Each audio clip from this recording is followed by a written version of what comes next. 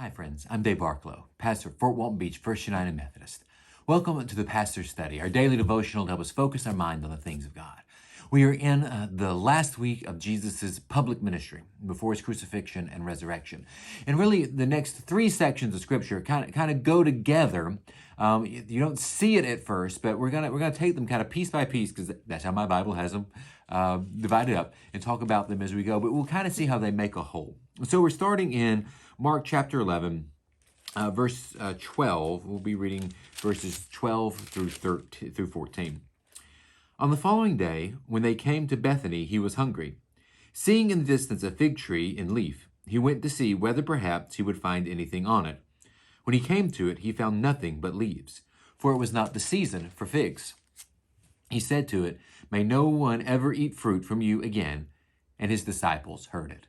So this is a very kind of odd little aside, right? Is it doesn't seem to be a teaching, doesn't seem to be a parable, it doesn't seem to be a healing or a miracle, but yet I think we have to remember that Jesus is very deliberate in what he does.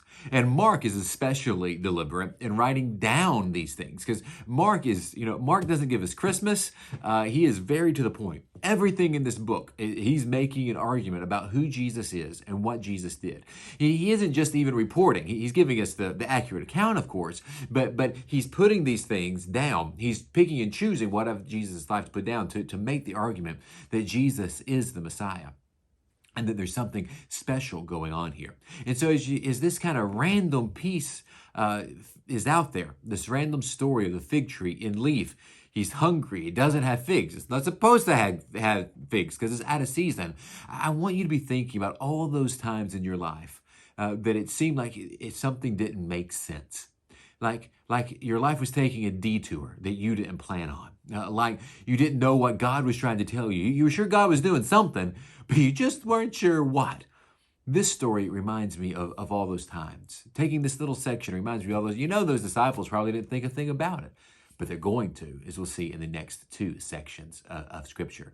But for today, I think it's enough to reflect on when have we been unsure what God was up to? When have we thought that our life had taken a detour, only to find out that maybe God was actually behind it? I think we probably all have those moments where we learn to trust. So today, friends, let's trust God.